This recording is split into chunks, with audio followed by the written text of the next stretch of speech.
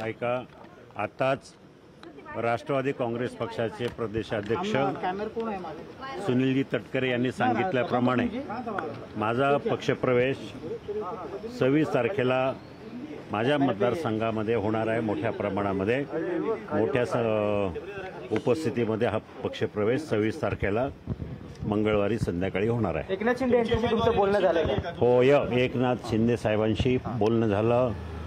शिंदे साहेब आणि अजितदादा दोघांशी बोलणं झालं। दोघांचं फडणवीस साहेबांशी बोलणं झालं। त्यामुळं 26 तारखेला प्रवेशाला मला त्यांनी ग्रीन सिग्नल दिलेला आहे। लोकसभेत जाण्याची तुमची तयारी?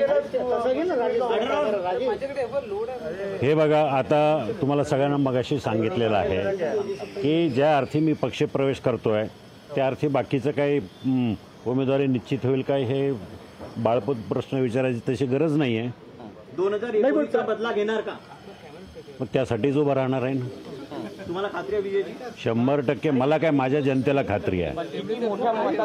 मी माझं जे कॅल्क्युलेशन आहे, मी आजपर्यंत ज्या निवडणुकाला जिंकलो आहे, काही नसताना एक पहिली निवडणूक 30,000 मतांना जिंकलो, दुसरी 1,80,000, तिसरी 3,03,000, चौथी निवडणूक सगळ्या निवडणुकांचे रेकॉर्ड तोडतील अशी मला अपेक्षा आहे।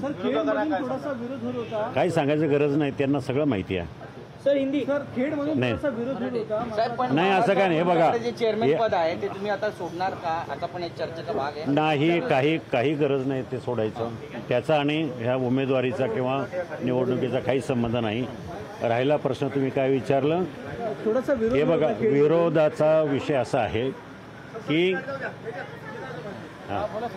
विषय असा आहे, आम्हाला सगळ्यांना, महायुतीतल्या सगळ्या घटक पक्षांना देशाचे पंतप्रधान नरेंद्र मोदी यांना तिसऱ्यांदा पंतप्रधान होण्यासाठी अबकी बार 400 पार ही संकल्पना केंद्र पातळीवर आणि राज्यामध्ये मिशन 45, मिशन 48 हे राबवण्यासाठी आम्ही सगळे मतभेद बाजूला सारून एक दिलानं कामं करणार आणि सगळ्या ठिकाणी उमेदवार निवडून आणणार।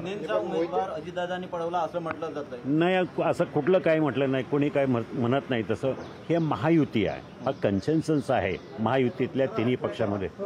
या तिन्ही पक्षानं ठरवलेलं आहे, त्यामुळं कोणी पळवलं कोणी काही नाही, याच्यामध्ये सरळ आहे, महायुतीतला उमेदवार आहे।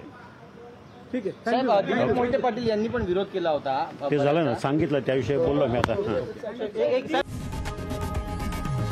लोकशाही मराठी ऐका, पहा, जागरूक रहा।